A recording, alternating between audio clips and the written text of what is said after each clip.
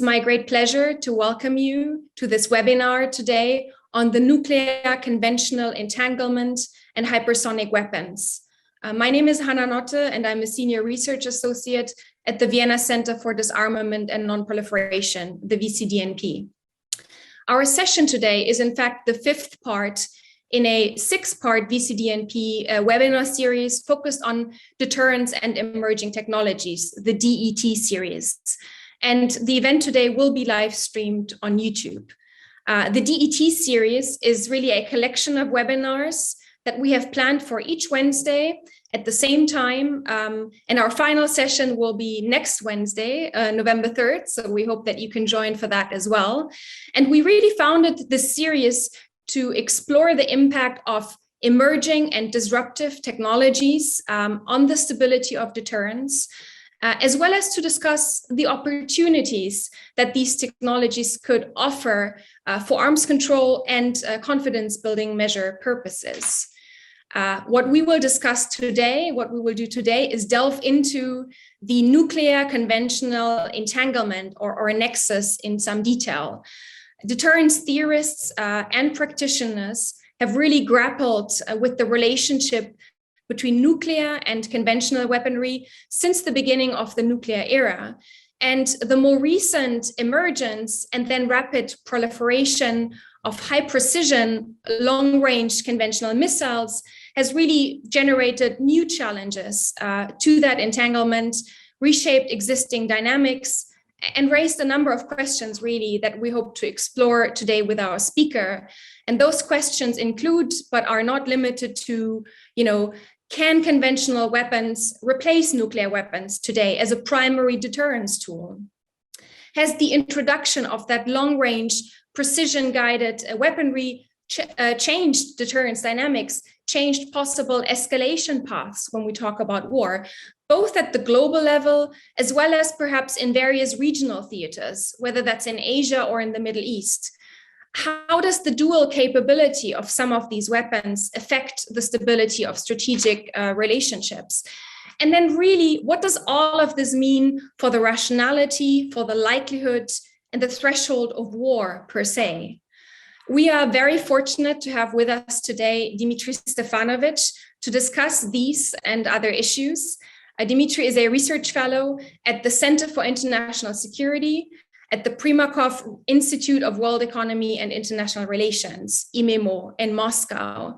Dmitry is also a non-resident fellow with IFSH in Hamburg and an expert at the Russian International Affairs Council. And of course, his main research interests very much overlap with what we are discussing today. They include disruptive technologies, challenging strategic stability, the logic behind the development and deployment of new strategic weapons.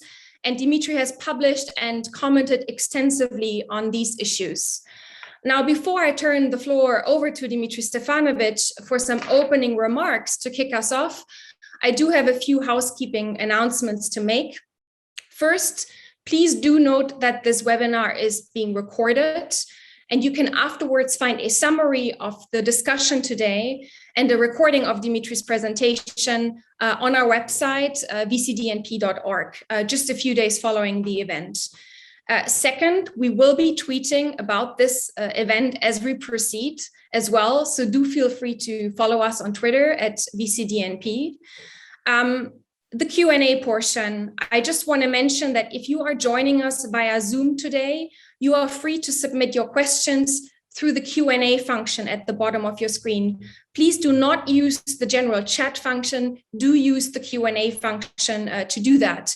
If you are just watching the event on the YouTube live stream, you can also submit your questions to us via email. If you email events@vcdnp.org, my colleagues will make sure that these questions get to me and I will be happy to read them out.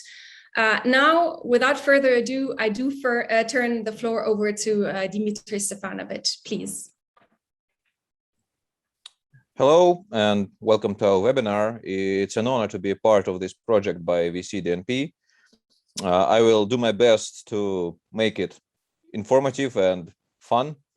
I will refrain from showing some slides or delivering a 40-minute speech. I will try to be as brief as possible, so we will have enough time for interaction with the audience.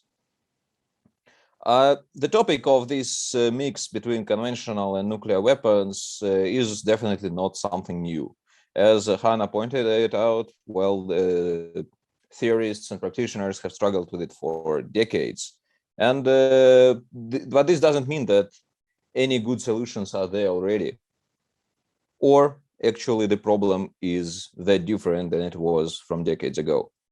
Well, modern non-nuclear long-range precision weapons have been becoming more and more capable for decades. This was not like a one-on process. There were different drivers behind these developments, different capabilities were developed. And basically the main foundations that I would like to mention are development of new materials, new design processes, new seekers for actual precision, some miniaturized onboard data processing, so basically computers, and of course the capabilities related with sophisticated intelligence, surveillance and reconnaissance and targeting. And these capabilities actually connects the issue we are talking about with the whole space domain, but I will try not to dive there. And there are several ways to look at such a relationship. First, of course, and what is the most popular topic right now, is that conventional weapons are replacing nuclear weapons in some way. Again, it's not something new. The idea that long-range precision weapons are approaching the capabilities that previously were reserved for nuclear weapons only, these ideas were made public, were published, and were mentioned by scholars back in the 80s, both in the Soviet Union and the US.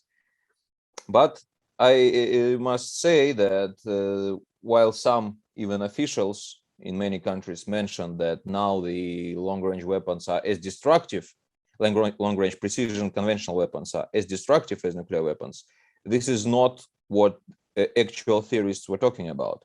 The idea is that conventional weapons, with the advent of precision, of increased range, and so on, are capable of achieving or fulfilling tasks and missions that were previously reserved for nuclear weapons, like on the battlefield. So they can take out the targets that previously were pretty hard to be taken without using nuclear weapons. I will speak more about later. Then another way to look at this relation is that conventional affects nuclear weapons, how it affects the development of nuclear weapons, how it affects the actual nuclear planning and nuclear strategy. Another way to look at it is just the fact that many platforms, and I will talk about it later on, can be both conventional and nuclear delivery systems. And such ambiguity is sometimes seen as a huge advantage by this or that country. Also, we can speak about nuclear weapons deterring conventional weapons, or even vice versa, conventional weapons or conventional superiority, if I may, deterring nuclear use. Actually, back in the day, the nuclear weapons as a deterrence for conventional superiority was the reality in Europe, when NATO forces believed that only by using nuclear weapons they can offset the conventional superiority enjoyed by Warsaw Pact countries. However, even back in those days, there was an understanding that, well, it is not a very normal way to look at issues, and both the designers, the industry, the research and development industry, the scientists, and military theorists were looking for other ways to address this relationship, to make it more actually symmetrical and probably more reliable. Basically, it led to a thing called the second offset strategy back in the day, and it was basically an idea that by employing a combination of standoff, like long-range capabilities, stealth capabilities, and precision capabilities, it might be a better way to address like classical conventional superiority of this or that country. But here comes the quite fun thing.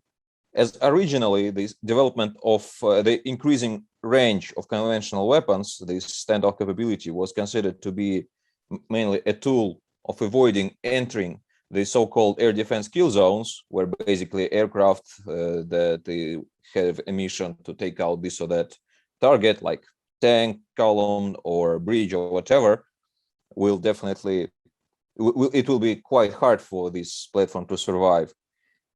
So this was the logic behind developing standoff capabilities. But then it turned into a capability, basically the same capability, to strike quite deep into one's territory without actually entering its territorial waters or airspace or so on. And that's what we actually have seen in quite a number of conflicts, and continue to see in some ongoing conflicts, where using this range, it's used not as a prevention, but well, to some extent it uses to prevent the adversary using its air defense assets, but also to be capable of striking targets without actually violating the borders.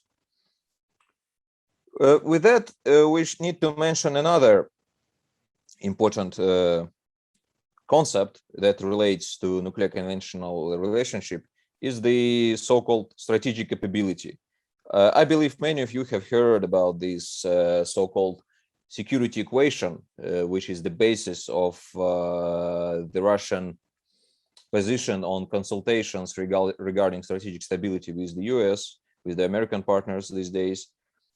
And many officials mentioned that important factor is like to try to cover all weapons that have strategic capabilities. But what is strategic capabilities is quite a vague thing. Sometimes people say that it's basically the ability to target strategic assets, and then let's define strategic assets, and there's hardly a big interest in defining those. There is also emphasis on first strike capabilities, which are probably strategic.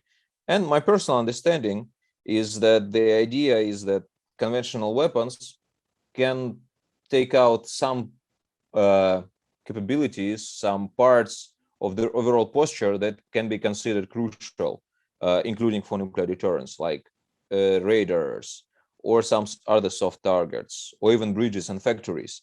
Well, yes, you can hit these things with conventional weapons, although it still remains quite a question on how many conventional weapons one actually needs to make a meaningful impact. Because in cases of air war of Yugoslavia or recent strikes in Syria, we've seen that even dozens of cruise missiles do not change much on the ground. Something more is needed to actually achieve meaningful outcomes. But speaking about Russian attitude, and I believe many of people in the audience are interested in that, it is important to remember that, well, the concern is not with huge conventional superiority, which can basically destroy everything, or for that matter, with some impossible to penetrate missile defense capabilities that can be deployed by the US or someone else. The concern is about the mix. So the biggest challenge is that one day there might be a situation where the adversary can take out many targets with non-nuclear assets, then he will have more nuclear weapons to take out other targets, and then what will be left, if anything, will be successfully intercepted by missile defense assets.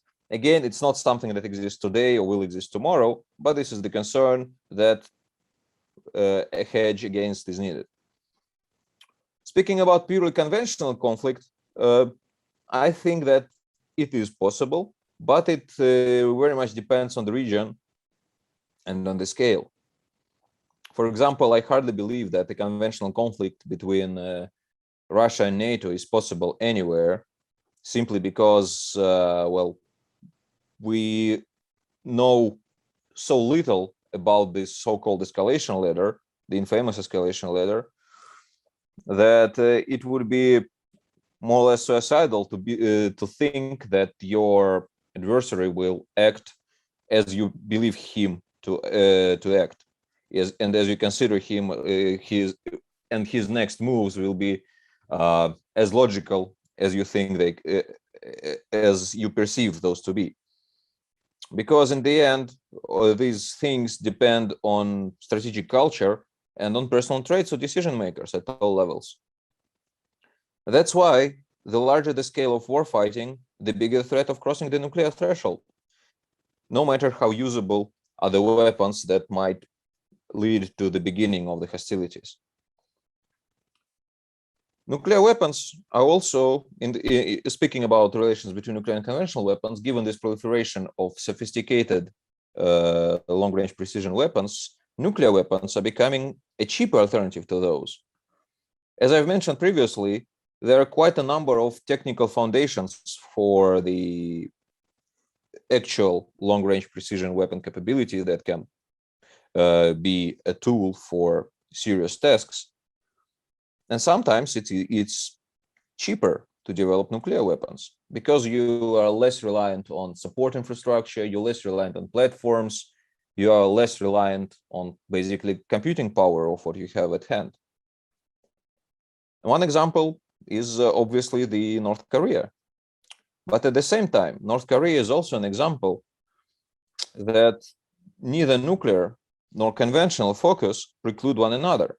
We see that North Korea is investing heavily in conventional capabilities. We see that sophisticated conventional capabilities in South Korea does not preclude the discussions about the need to look for nuclear capability for South Korea. Moreover, we have these similar dynamics in the Middle East and especially in Iran. Now we know that probably there are no nuclear weapons in Iran and even no intentions to develop such. And Iran have quite substantial conventional capability, as again was demonstrated. And I believe it was quite a surprise to many people when we saw how actually precise their conventional ballistic missiles are. But this does not mean that this or that weapon cannot change its payload given the circumstances. Still, it is important to understand, and I would like to put an emphasis on this point. There hardly have ever been a case that this or that country invested heavily in some military capability just for the sake of obtaining this military capability. It is always based on threat perception. It is always based on the way the country sees the world around it. Of course, we can speak a lot about some lobbying from military industries and so on, but it's quite hard to make a case for substantial investment in this or that type of things if this case does not meet the reality around us. So basically, the only way to do something with proliferation of both conventional and to some extent nuclear weapons is to address not the technology itself, although of course efforts to curb the proliferation are needed, and they are actually to some extent rather fruitful, although imperfect, but there is nothing perfect actually in the world. So we need to address the threat perception of these other countries and explain and find ways to explain that probably their efforts do not increase their security, but vice versa. As I mentioned, it's quite a challenge to have a perfect distinction between nuclear and other WMD, other weapons of mass destruction delivery systems, and strictly conventional systems these days. And the conventional systems, as I hope I've just explained, are becoming more capable and more strategic, to put it this way, in themselves. So probably regimes, the existing non-proliferation regimes, like the missile technology control regime, might need, like, if not a reform, but some updates. And I hope that during the Russian chairmanship of the regime, we'll see some good, useful initiatives in this regard. Although, of course, there are doubts. Now I'll probably say some words about the hypersonic weapons, the hypersonic missiles, because they're all the rage these days. First of all, I need to mention that the hypersonic weapons development is driven by several trends. On the one hand, we see increased capabilities and increased proliferation of air and missile defense assets. And we back to the situation that we already had, where people or nations or militaries start to look for a tool that will allow them to overcome this or that issue. And in this case, probably we see that air defenses are becoming more capable against regular subsonic cruise missiles and things like that. So how to achieve how to preserve the capability to strike targets deep into one's territory, increase speed, increase penetration capability. Same is true for missile defenses. But also we have several concepts that are used as a justification to some extent for hypersonic weapons development. One is the concept of counterproliferation strikes. And it is, again, not something new. There is a substantial volume of research on that and even of some official documents. Probably now this topic is not as famous, as prominent as other things, but back in the day, well, include the search for a good tool to take out this or that WMD stockpile or capability or laboratory without resorting to using nuclear weapons was quite important. And I believe such scenarios are still being developed and considered by many countries.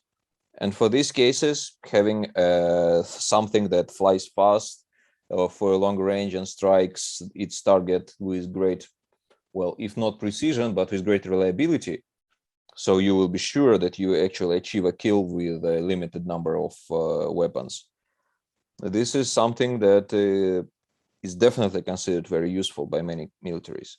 Then we have this interesting left of launch concept that is part of, at least looks like a part of the desired missile defense architecture of the United States.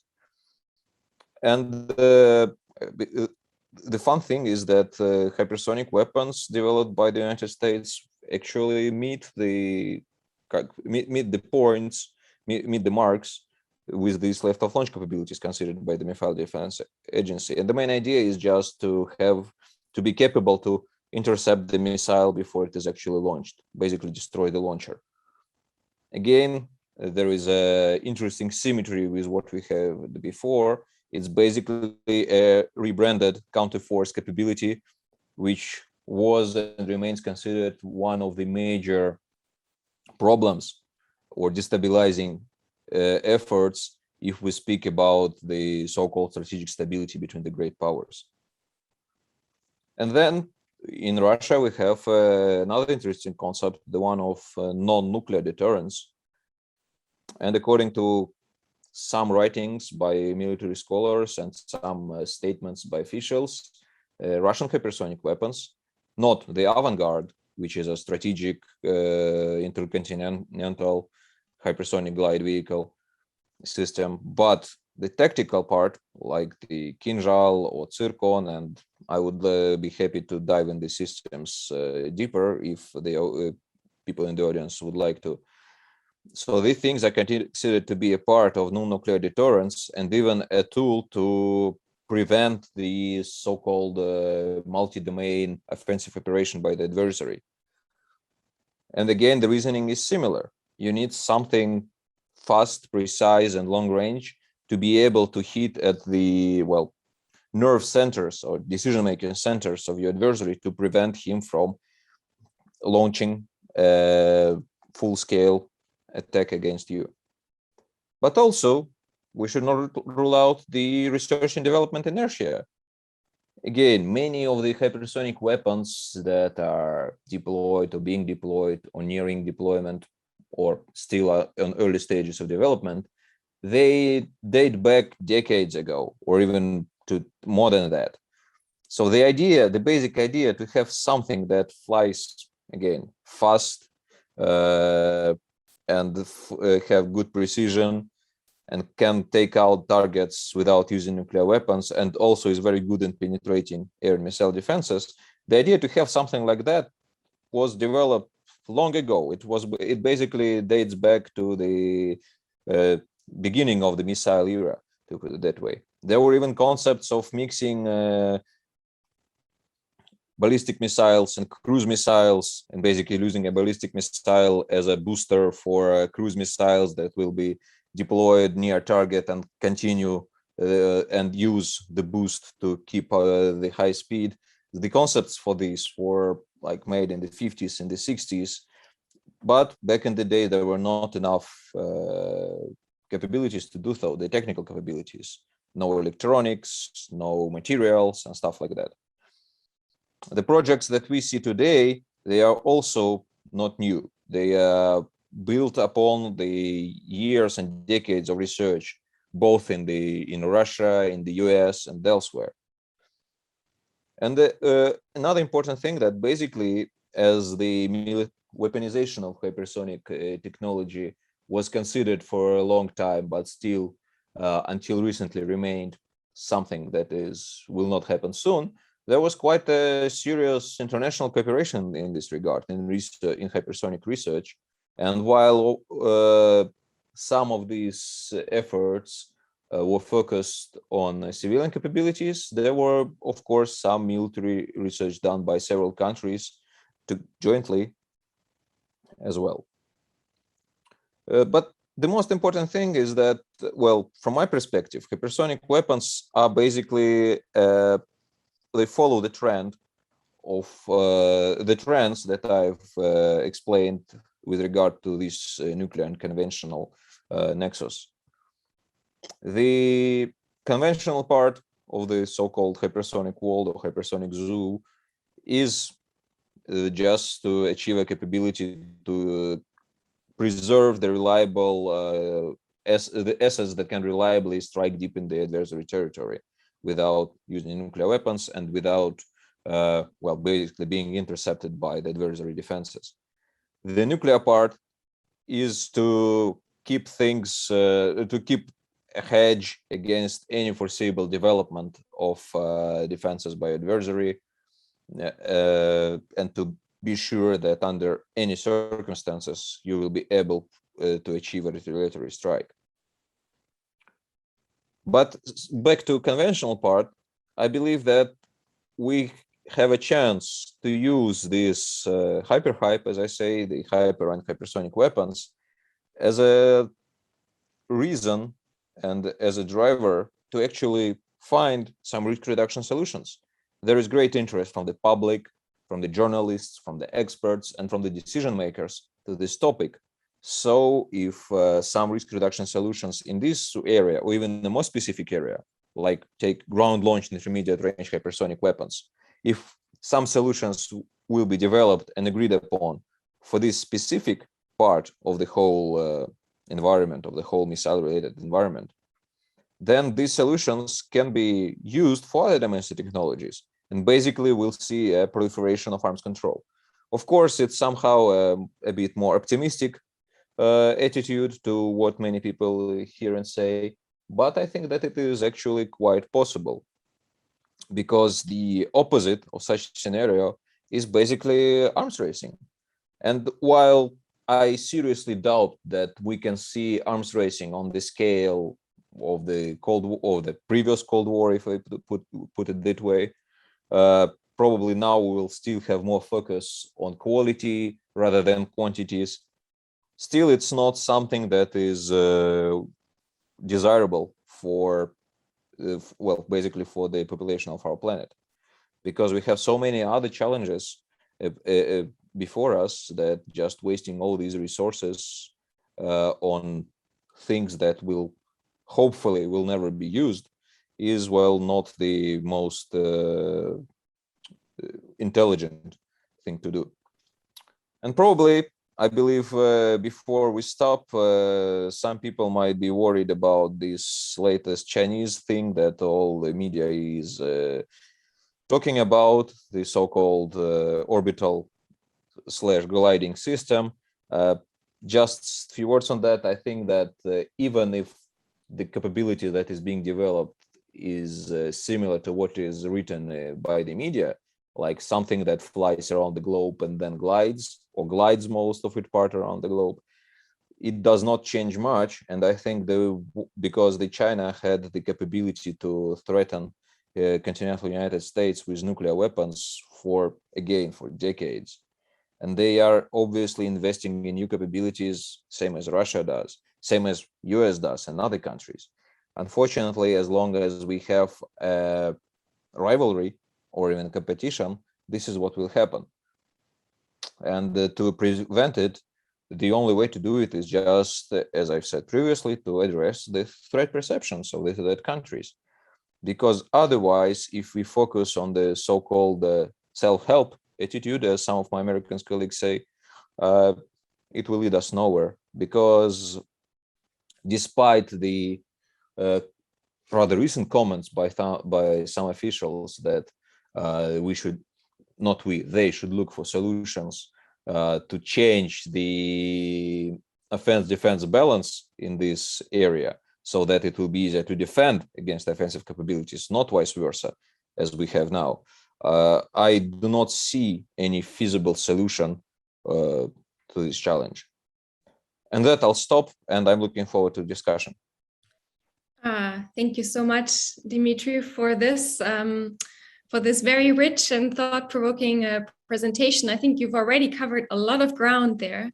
As the viewers are gathering their thoughts and think about potential questions, let me use my privilege as moderator today to ask you a couple of follow-up questions, really just to kind of go deeper into some of the things you already mentioned, because I think you mentioned a lot of things already.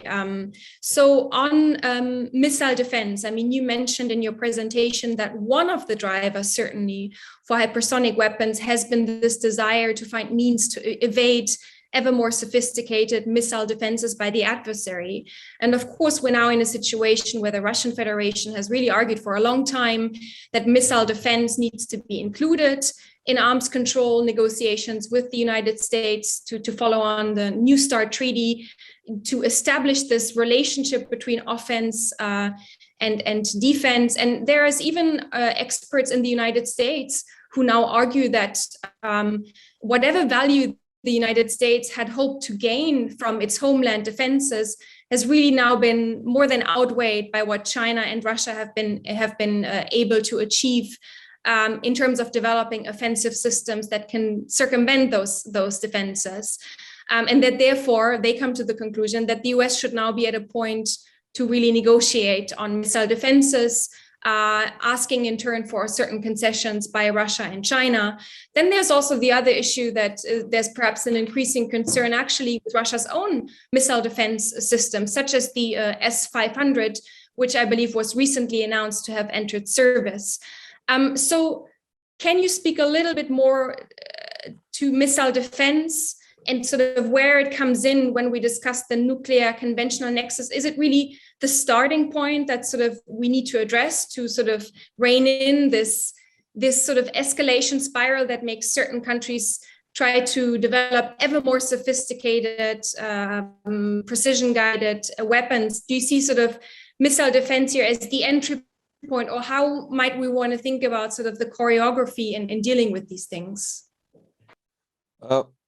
Well, it's a great question, and I'd say that, well, I'll speak first about how Russian hypersonic weapons are connected to the US missile defense efforts, and then what we can do about it. Actually, from my perspective, based on comments and some writings by Russian officials, almost all new Russian so-called strategic weapons are tailored to do something about missile defense, to achieve reliable penetration, whether by actually penetrating missile defense assets or destroying forward-based missile defense assets. How it is achieved? Well, by many means, including by resorting to higher nuclear payloads in some cases, and by striking the decision-making centers as well. So this is definitely a reason for development, but it is more of a reason of development in the nuclear domain rather than conventional domain. In conventional domain, probably the bigger issue is the opposite, like the development of Russian sophisticated air missile defense systems, and Chinese for that matter, and actually exports of such systems to other countries are considered to be a driver for development of conventional hypersonic weapons by the so-called Western countries. And also for the development for nuclear weapons by some of the nuclear hypersonic weapons by some of those. For example, we know that France is investing heavily in next generation of its nuclear deterrent forces, which will focus on hypersonic cruise missile and probably hypersonic glider for submarine ballistic missile. And this is a topic that probably worth even a separate discussion, but it is important. So this driver is there, and how we Great, can. thank you for that. Sorry. Yeah, well, just Sorry, one point. Yeah. This driver is there, and what to do about it? Probably we need to find a way to separate what is actually strategic, what is a theater, because the missile threats are everywhere, and to ask Americans or Russians or Chinese or whoever to simply stop developing systems to protect their forces is, well, it's just a crazy thing to do. Like, no one will ever agree with it. It's not, the matter is not about the strategic system. If we speak about strategic system protecting all territory and preventing nuclear retaliation, it is one thing. If we speak about theater defense, it is another thing. The line between the two is blurring, but this is the only way, from my perspective, to try to look at this problem. And that I'll stop here. Let's go to other questions. That's really great, Dima. Thank you for that. You covered a lot of ground on the hypersonic systems already.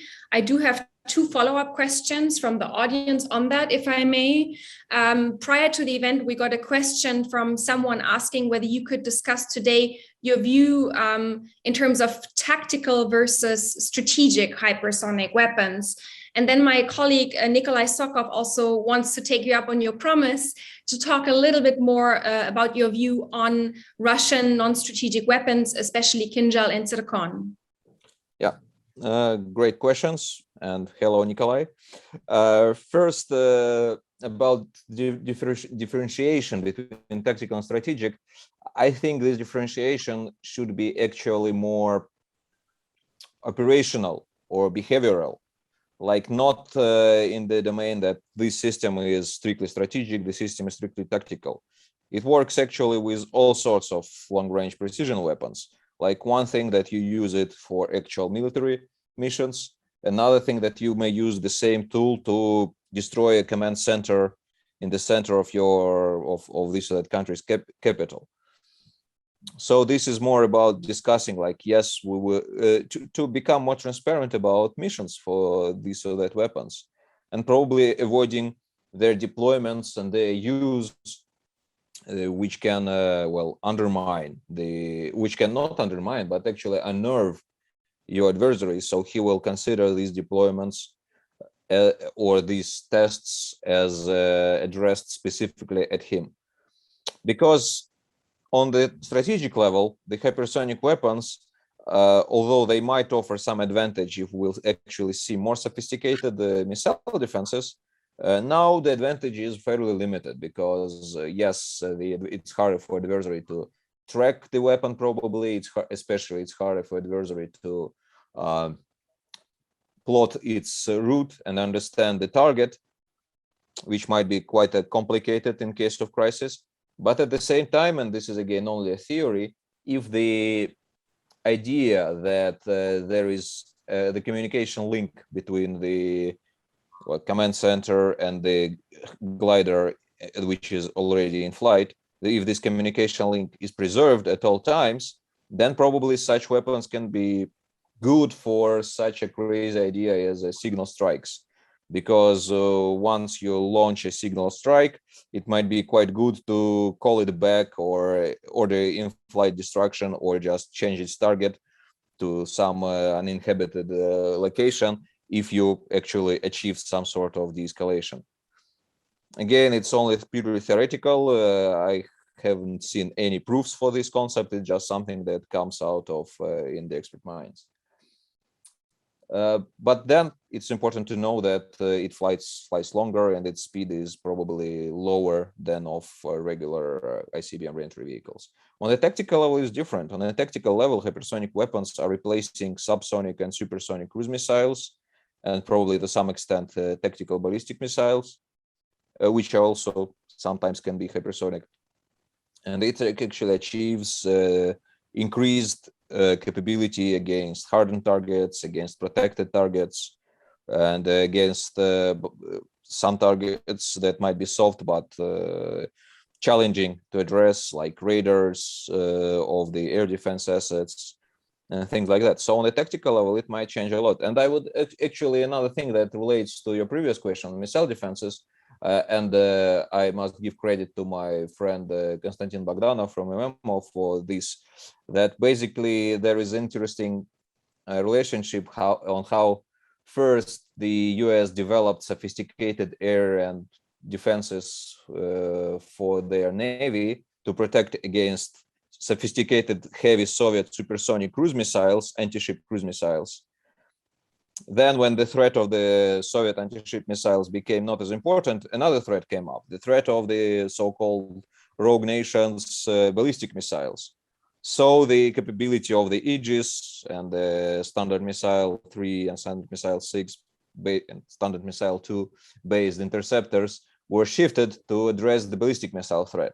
Then basically the Chinese saw it and developed their even more sophisticated anti-ship ballistic missiles.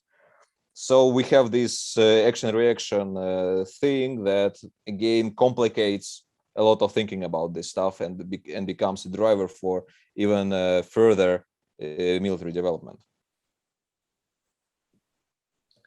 And now, Kinjal and Zircon.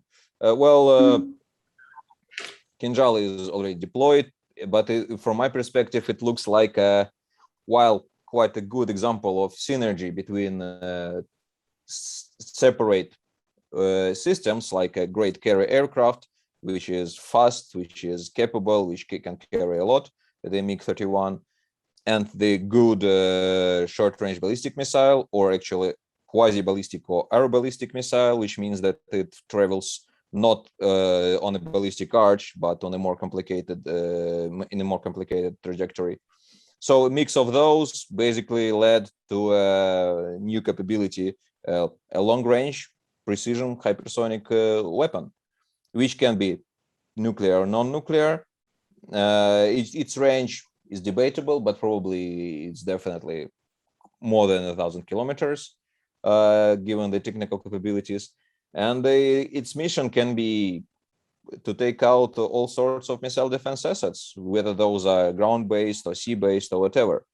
So, but at the same time, it's more of an interim capability, because probably something more specific can be developed as an air-launched hypersonic weapon, and there are some programs that are there. About Zircon, well, we have next to no knowledge about the actual technology that is used to achieve its hypersonic speed, and whether it's a glider or a self-propelled hypersonic missile with a scramjet. We don't know about it. Personally, I'm more in the camp of people who believe it to be more like a glider, simply because we haven't seen any breakthroughs in the scramjet domain. And it's purely ship-based. We haven't seen any other basing modes. It was tested against ground targets and sea targets, so probably it have similar mission with a priority as a possible strikes against missile defense assets. But also Zircon was explicitly mentioned as a possible, again, offset in case American ground-based INF range weapons appear in Europe. So the idea is to deploy Russian warships and submarines closer to the American territory to be able to hold the decision makers' target at risk and to achieve some level of symmetry in the posture. Again, personally, I'm not sure that this is easily achievable, but this concept is there, and we'll see how it goes. interesting thing is that we so far haven't seen a maximum declared range launch of Zircon, which was declared to be like 1,000 kilometers. It wasn't demonstrated publicly yet.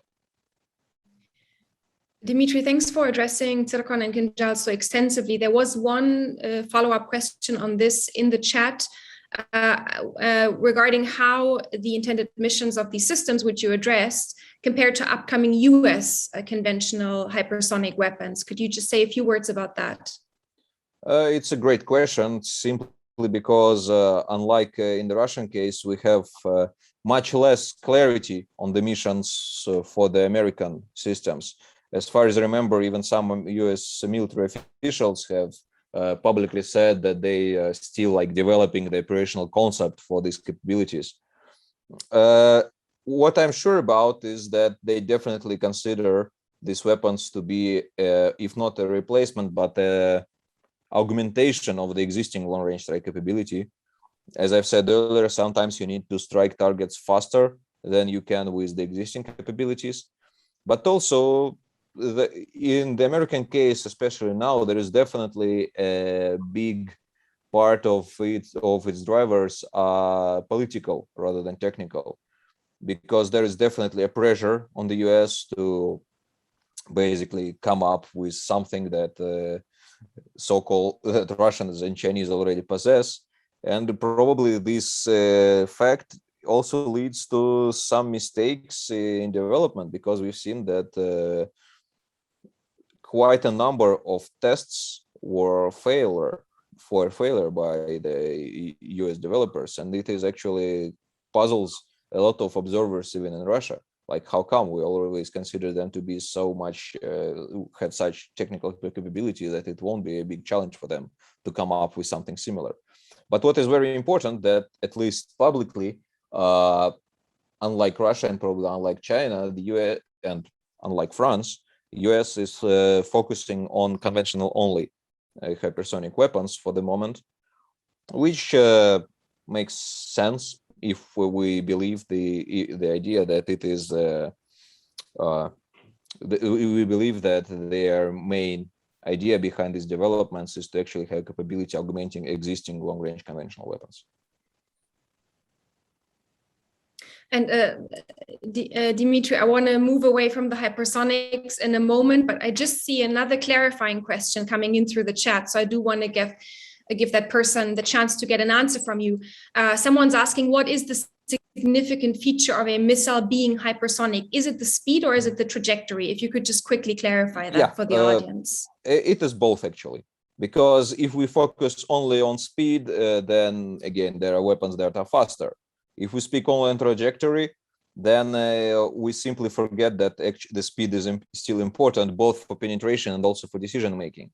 And actually, what is also extremely important, as all our knowledge at the moment about the capabilities of hypersonic weapons is based on rather fractional information. Like, it's not that there are details in the public domain about actual trajectories and actual speeds at all parts of the trajectory. It's more of its guesses based on some research publications and so on, but we don't know basically anything about the actual weapons. But the bottom line, it's both speed and trajectory is, on one final point on that, when some people show the trajectory of hypersonic weapons being similar to regular cruise missiles, that they can like make swift turns and so on, this is definitely not the case, because at such speeds you cannot achieve such so-called high G maneuvers. You will simply have your weapon self-destruct in flight because of the pressure and forces it experiences. Yes, and with that I'll stop. Thank you so much, Dmitry. I have actually a number of questions coming in that address arms control regimes, what could be done to regulate this conventional space more effectively. I'd ask the audience to bear with me. I want to come to that whole complex complex of questions more towards the end of the conversation when we think about sort of ways forward and what can be done. For the moment, I want to ask you about something else, Dmitry. I thought it was so useful that you structured your remarks and the way you think about nuclear and conventional in sort of three categories. The question of one replacing the other, as you said, the question of one affecting the way that the other is being regulated, for instance, conventional weaponry affecting nuclear policy, doctrine, and so on. And then the question of one deterring the other. So I think that's really useful. And the second basket, conventional weapons affecting nuclear policy, which I do want to ask you a little bit about, if I may. So, I mean, we're now waiting for the Biden administration's nuclear posture review and what it will say, not just on the planned strategic modernization program, but also on sole purpose and declaratory policy. We know that there's a real debate on these issues. There's some who argue that the United States should really focus on enhancing its conventional military power up to the point that it becomes so awesome, so powerful that it can deter conventional conflict with peer competitors in the first place. And that will then also greatly reduce the likelihood of nuclear war.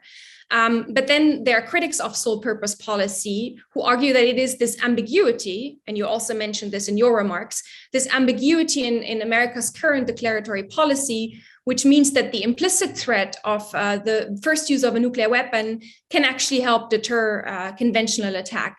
So I'd like to ask you about what you think about that and what sort of sole purpose, if it comes, would actually mean for the nuclear conventional nexus, for escalation, for deterrence and related notions. And then also, let's come back a little bit more again on the Russian side and Russian declaratory policy. The 2020 document, Basic Principles of State Policy of the Russian Federation on Nuclear Deterrence in 2020 didn't really put a rest to that debate on whether Russia has a escalate to de-escalate policy or not. And there are even those in the Western scholars who argue that, we sort of fall short in really understanding Russian thinking by just simply sort of postulating that such an escalate to de-escalate policy exists. So thinking about both the United States and Russia, could you say a little bit more about declaratory policy and how it relates to the things we're discussing today? Yeah, great questions. a lot to comprehend. And I'll start with the last part about how we actually can declaratory policy affect what we're talking about. It definitely can. And one of the ways to look at it is to basically try to draw a line between the nuclear and conventional capabilities and missions for those. You've mentioned the Russian document, and probably the most important thing about it is this, which relates to what we're talking about here, is the fact that the detection reliable information about a salvo of ballistic missiles against Russian territory is considered to be a precondition for nuclear use.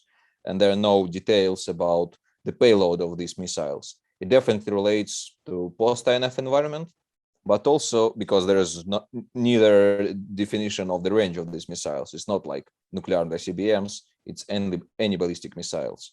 But of course, we understand that early warning system will probably not detect some of those. Nevertheless, this is the essence of nuclear conventional mix in the Russian public documents. It also traditionally relates to a large-scale major conventional attack against Russian territory, which puts the existence of the state in jeopardy or threatens the existence of state. But this is probably relates to something else, not the salvo of conventional weapons, but more of a like so-called classic ground defense, where the adversary forces are in Smolensk or in Khabarovsk or things like that. That's not what we're talking about here. Although, of course, long-range conventional weapons can help in this case. I would also mention another case, another important thing, and actually said by the President Putin last year, I believe, when, as you know, we had these amendments to the Constitution, and there might be different thoughts about that. But he was explicitly asked about why only now we have this clause about the territorial integrity of Russia. And he answered quite clearly that because only now we have good enough conventional capabilities, and and he also was very clear that not every conflict can be solved with the atomic bomb. And it makes sense. And basically, it also leads to the understanding shared by many experts in Russia and elsewhere that increased conventional capabilities actually help to make even nuclear deterrence more credible.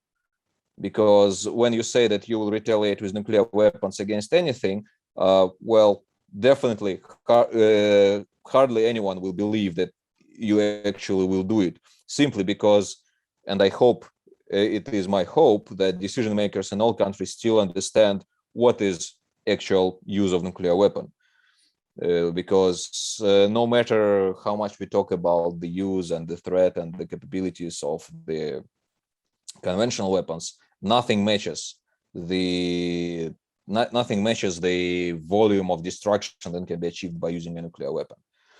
And well, probably we should remember about it at all times. Speaking about the US side, there are different narratives about the use of no first use and sole purpose policies.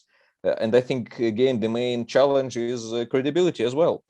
It's like you need to be credible with your policy. If you declare this or that policy, this or that doctrine, and then all other actors, all other states see that it basically, there is a mismatch between what you declare and what you actually do, a mismatch between what you declare and what you actually develop and deploy, and the operational practices, it will not make things easier. It will make things much more complicated and worse than it is now. So well, sorry for using the words in this manner, but sole purpose declaration will not help anyone. It should be an end result, not the initial result. I also understand the relations between the US declaratory policy and the relationship with the allies, which is also crucial. And again, I understand the logic of the allies, who might be very, very well sad if the US declares something like that.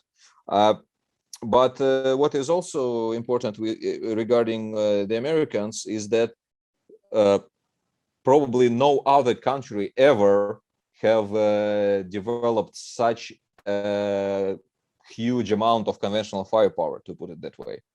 Because given we don't know the actual numbers of the US cruise missiles, for example. We know only some data about some ongoing contracts, but nevertheless, we speak about thousands of weapons. And like the and we know there are hundreds of platforms, each carrying dozens of those weapons. So there is such a destructive firepower at the American capability that yes, they can reserve nuclear weapons to some very existential threats, because they can be sure that many missions can be achieved by these conventional weapons.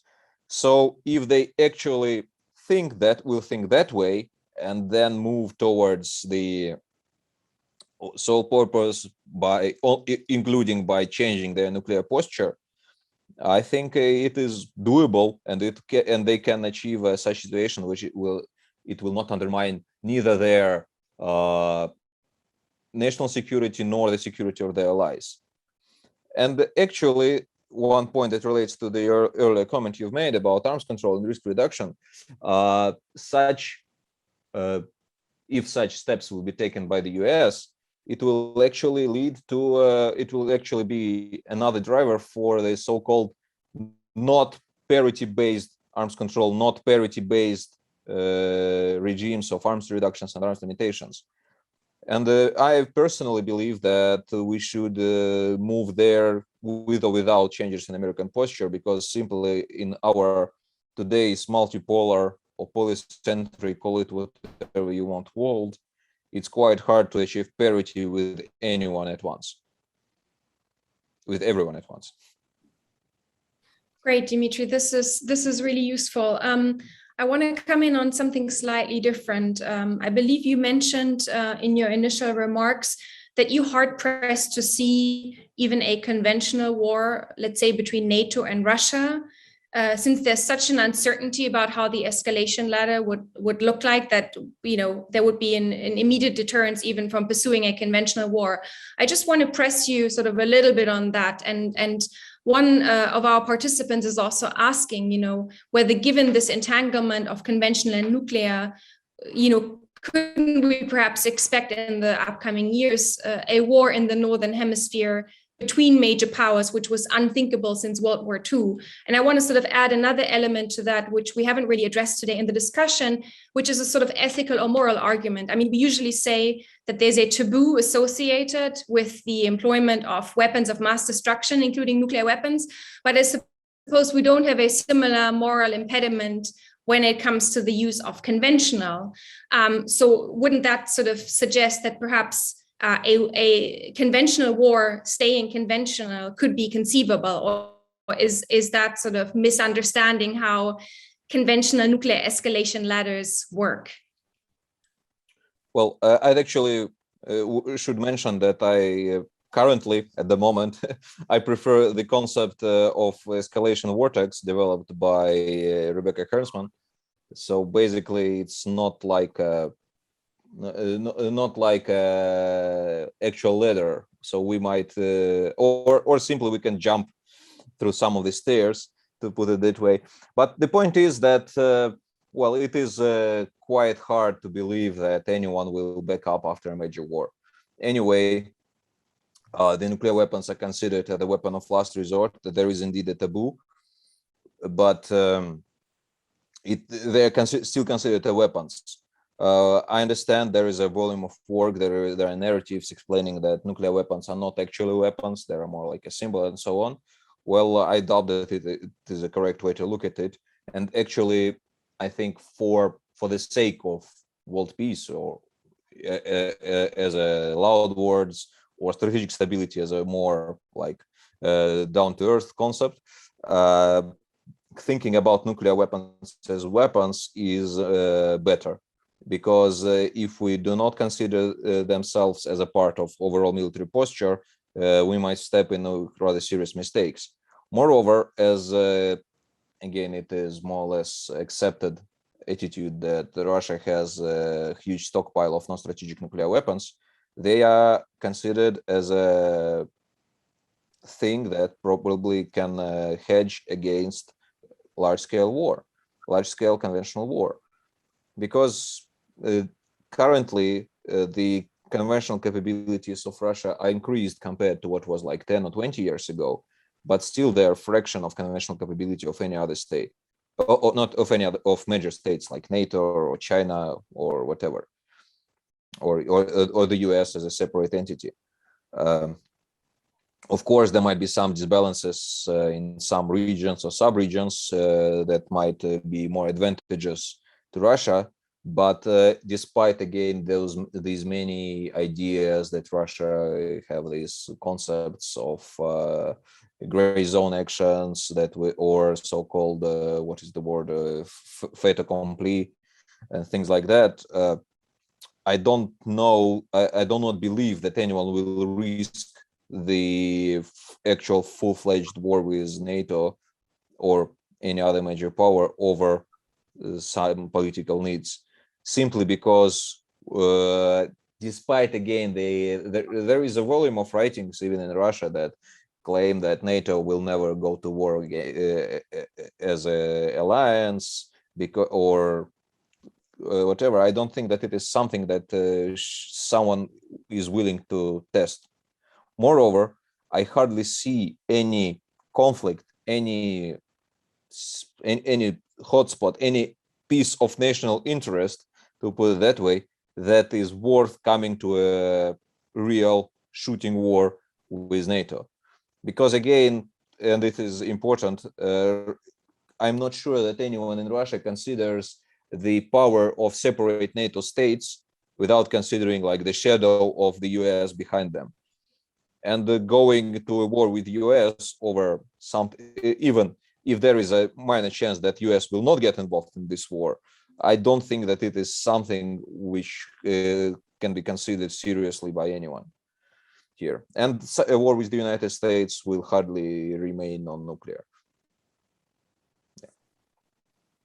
Thank you for that, Dmitry. I mean, these are all very, very complex subjects, but if I understood you correctly, you've sort of argued to us today that the increasing sophistication and availability of conventional weaponry, high precision in nature, doesn't necessarily make nuclear weapons redundant. It's really about the mix of nuclear and conventional that determines sort of how you can hedge against adversary threats. You were also saying earlier that actually more sophisticated conventional weaponry can make nuclear deterrence more credible because nuclear weapons are then really reserved for more extreme situations. Nonetheless, I do want to pose a question to you that has come from one of the participants. Could this increasing sophistication in conventional weapons sort of give us a push towards nuclear disarmament and sort of further processes that work towards nuclear disarmament? Aren't conventional weapons necessarily a serious impediment to movement or improvements in sort of nuclear disarmament, or could there be some sort of positive push here? I think yes. I think the answer is yes. Simply because this dynamic that I've tried to explain previously, it is ongoing. Like with conventional weapons being capable of fulfilling tasks previously reserved for nuclear weapons, you simply do not need these many nuclear weapons. It's not like it will be a direct path to nuclear zero, but again, with limiting number of missions of weapons, you have limited reasons to have such a big stockpile. And then some interests related to very narrow interest of military branches or interests of military economy come into play. Because nuclear weapons, yes, they might be cheaper, but still they're very expensive. You need a lot of sophisticated infrastructure to keep it going.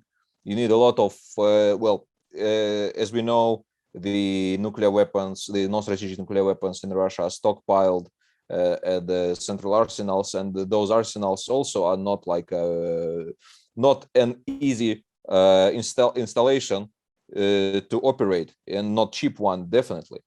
So if there will be a driver toward, if there will be greater reliance of conventional weapons for deterrence, and concept of non-nuclear deterrence is already in the Russian military doctrine, it can be used as a route towards greater nuclear disarmament, but it should be accompanied by also probably by some arms control measures in the conventional domain, because in the end the non-strategic nuclear weapons are considered to be a tool against superiority of the adversary in the conventional domain.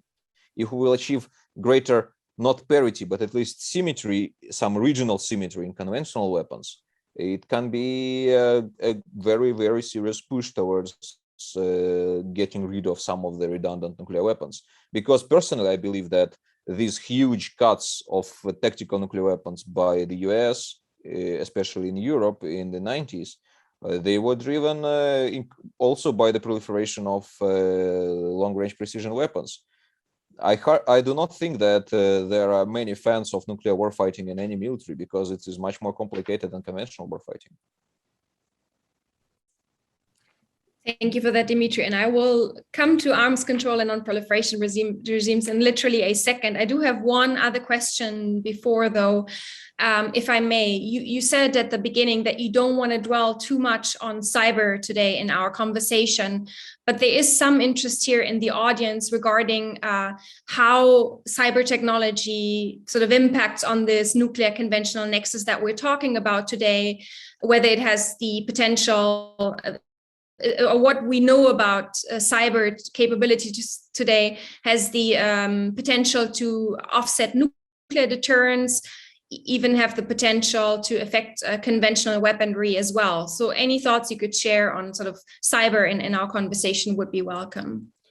Well, yeah, cyber is also quite popular these days, and for good reason. In case of conventional weapons, I think the main importance of cyber threats and cyber capabilities is that long-range conventional weapons rely on informatization, relies on digital data, and rely on intelligence and reconnaissance information and on targeting. All these things are connected by communication links.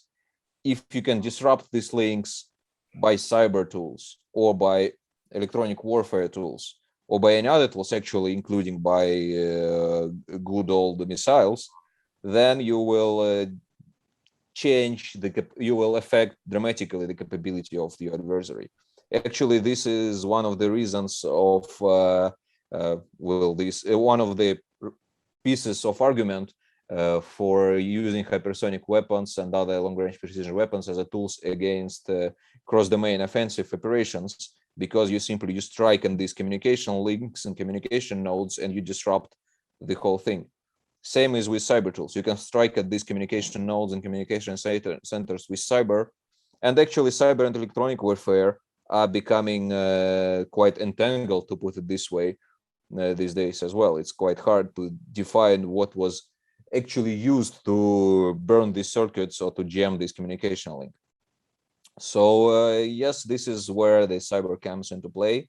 And but at the same time, cyber should not be considered as one single capability that can change everything, because in the end it is again, as another friend of mine often likes to say, cyber attack, if we speak about military domain, is meaningful only if it is followed by tanks rolling in, not if you just switch off something and then it turns back.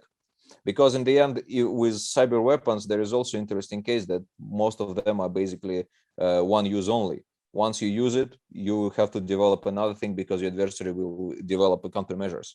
So those are important, but again, not a deal breaker. The system as a whole is what matters. Thank you very much for these reflections, Dmitry. I do want to take a few questions now on arms control and non-proliferation. So we have one participant noting that, we talked today about the treaty on the prohibition of nuclear weapons. There's a lot of talk about the nuclear domain. This new situation with precision weapons, would it also require new international conventions beyond the treaties that we have? How realistic is it that this will be achieved, and by which efforts?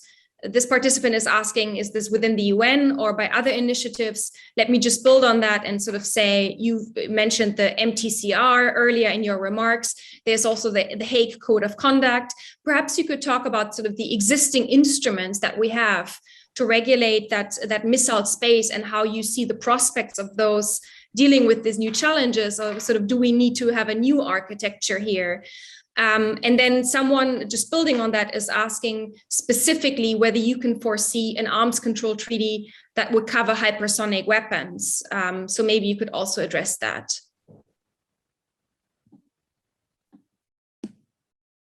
You are now muted. Sorry. From my perspective, it's always better to have arms control than not to have one.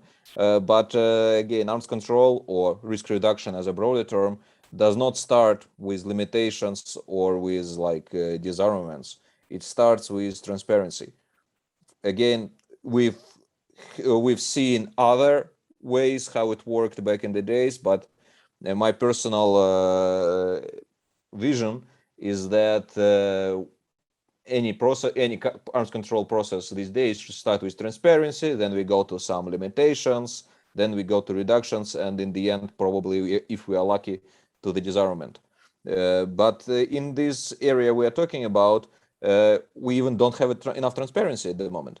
We don't know anything about the capabilities. We can calculate number of heavy bombers or calculate number of ships armed with launch systems that can but not necessarily will hold these missiles in them. We can try to count number of satellites or unmanned aerial vehicles or aircraft that can provide targeting, but this will be more in the open source intelligence area, not in proper arms control area. So if we find a way to become more transparent, to exchange some actual information between these or that parties, it might be a good, nice way forward. One of the reasons we can even start with not like declaration of total arsenals, but at least become more transparent about the operations we hold. For example, we know that last year there was a dramatic increase in bomber flights by the US near Russian borders, and even Russian officials, Russian military officials publicly said that yes, we receive like broad notifications about these overflights, but those are not enough. So probably there is interest in like looking for some more detailed notification regime about the deployment of platforms capable of carrying long-range precision weapons here and there. Then we have Russian so-called moratorium proposal on INF range weapons in Europe. Again, it also basically includes invitation to discuss transparency measures, to discuss verification of absence of these types of weapons. It can and should be used to find more solutions. Then we have, as you mentioned, MTCR and Code of Conduct, which have their specific area of responsibility. Like Code of Conduct is about ballistic missiles and space launch vehicles. MTCR is more about non-proliferation of all sorts of weapons, and it's both are quite voluntarily, but these platforms can be used for a technical discussion about the issues that we face, and eventually the discussions at these forums and these formats can lead to at least better understanding of mutual threat perceptions, or even change the threat perceptions by these countries. But what we should definitely not try to do is just to develop some strict regime that can be agreed by like 2 or 3 parties, and then try to enforce this regime towards everyone. Actually, Russia and the US jointly failed, and jointly miserably failed, with trying to make an INF treaty universal. And one of the reasons for that is because, at least to my knowledge, no one cared about the threat perceptions of these other countries who possess weapons of similar class. Because when original INF treaty was signed, it addressed the weapons with rather specific missions deployed by the Soviet Union and by the United States in Europe. And when there was understanding that these missions probably do not serve the interests of those countries, they were distracted. For India and Pakistan, for China, and for Iran and other countries, the weapons of these classes have totally different missions. If we speak about India and Pakistan, for example, well, it's definitely not something for regional warfighting and so on. It's basically they have these missiles, so-called INF range missiles, have strategic nature. So this is the problem. Russia also has this concept of global regime of missile non-proliferation, which is good, but probably not very detailed. I think again we'll see how Russian chairmanship and the NTCR goes. I think something can come up from it. But in the end, all boils down to the political will, whether these or that political leaders would be ready to actually address this problem.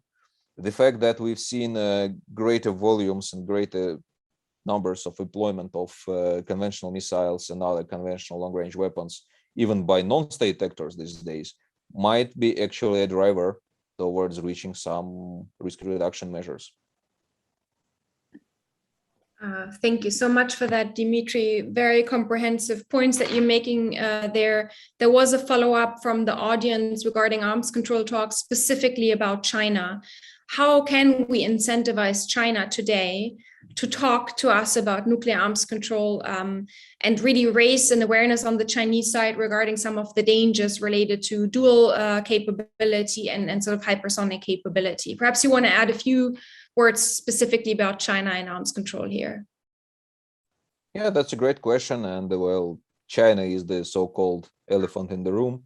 But I don't think they do not understand the disadvantages and the challenges of dual capable systems. And I'm pretty sure they understand the advantages they can have with such dual capability. Because again, transparency is not something that is always good for everyone. I even think that, well,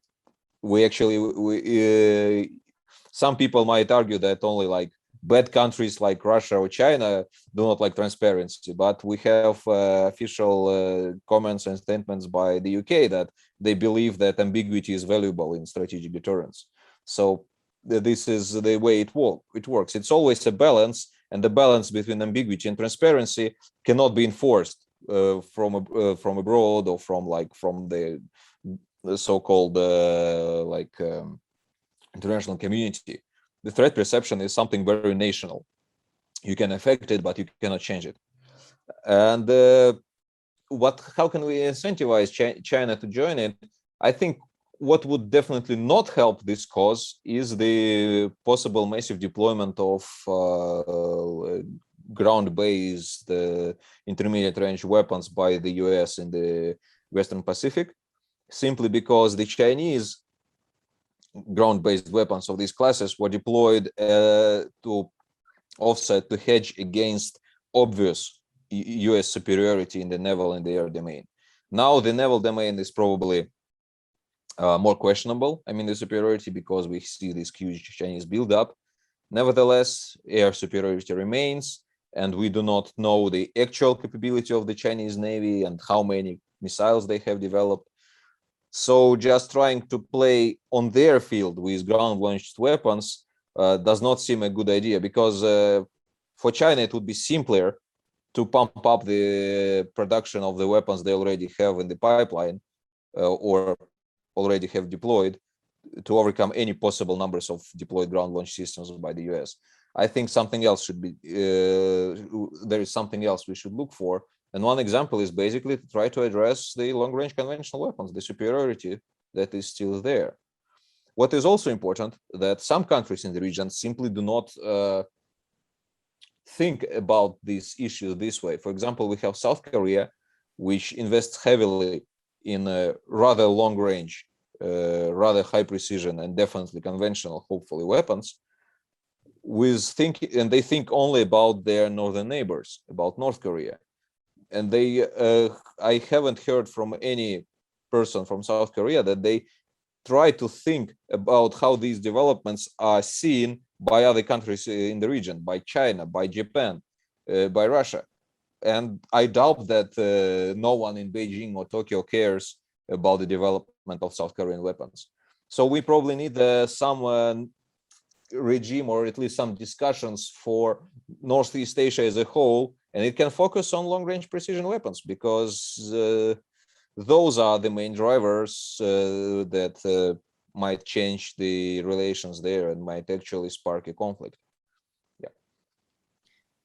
Thank you for that, Dmitry. You keep coming back time and again in this conversation today to the centrality of threat perceptions. You were arguing earlier that, while there might also be several domestic drivers for the pursuit of certain systems, ultimately, bottom line is that threat perceptions are really an essential driver for the development and deployment of some of these systems.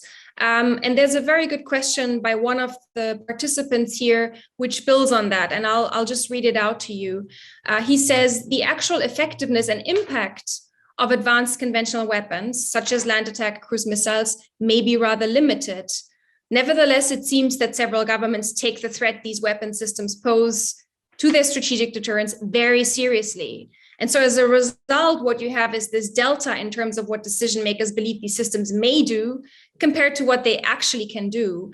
How do you explain this difference in terms of perception and reality, and what could be done about it to improve strategic stability? Yeah, that's a fantastic question. And actually, I'd add to that there's it works both ways. Because, for example, when one sees this land attack cruise missile threat as something dramatic and invests in their own land attack cruise missiles, then they believe that other countries will also consider this capability as a threat and they can achieve some sort of deterrence in this regard.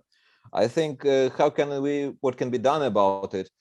Well, of course, we need scholarly work to actually define the capabilities of land attack cruise missiles. Of course, it will have limited effect because we have limited data, but something can be done. I know there are people working on basically diving deeper into the effects conventional land attack cruise missiles might have on ICBM silos, because it's not as straightforward as some people argue.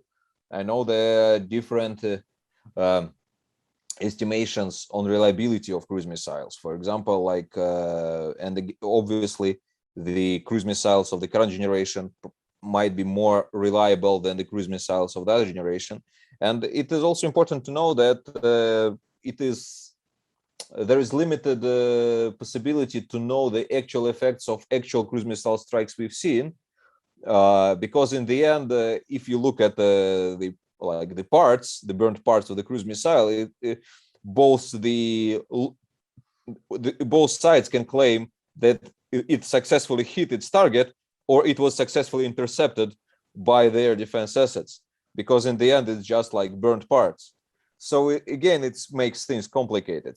Sometimes you can define the consequences by looking at define the results by looking at this or that part of infrastructure that was reportedly stricken by cruise missiles, how fast will it be redeployed, and so on. But it's not always the case. And last but not the least, if we speak about actual strategic level of threats, the salvos of cruise missiles will be in hundreds or probably even thousands. And we haven't seen something comparable, actually. We've seen in low hundreds, something nearing low hundreds, but definitely not thousands. And actually, another case, which I personally tried to research more, although the data is very limited, and it's not very precision, but still relates, is the use of Scud ballistic missiles by the Najibullah government in Afghanistan in the early 90s, because there was huge numbers were used, and there are conflicting reports about the effectiveness of this use, because those missiles were definitely not very precise, but at the same time they played the difference, at least for some time, and they were employed in hundreds and thousands. So again, if we now speak about greater precision and greater numbers, then these weapons can make a change, although again it won't be the only tool used in case of large-scale warfighting, and I hope we'll never have a chance to prove or disprove this attitude. Thank you so much for that, Dmitry. We're coming soon to the close of our session, but there's an interesting suggestion here by one of the participants, building on what you said about arms control. According to that suggestion, he poses it as a question to you. What do you think about a more limited arms control around hypersonic weapons, meaning instead of the 34 MTCR participants, and we know that China is not a formal participant, you focus on the current top hypersonic missile producers. So you take China, Russia, the US, and perhaps France and India. Wouldn't that make it a little easier to get an agreement? And what are your thoughts on this? On the one hand, I can agree that yes, it might be easier to agree in a smaller group, but then it will become even harder to impose these restrictions on other countries. And you've mentioned several countries, but the so-called hypersonic race is not limited to them. We have Japan, we have North Korea, we have the UK. I think many countries are investing there, and there is nothing can be done. Moreover, I know for sure that discussions at MTCR on hypersonic topic are considered by some countries as a road to, depriving them of such developments. And I know I've heard it personally from some of countries that are only entering this club, that there are one of the main drivers to develop hypersonic weapons is not to be left out from the decision making about their future. So what I'm trying to say is that if we even can agree on something in a limited club, it might lead to even greater proliferation of this technology by the countries out of the club.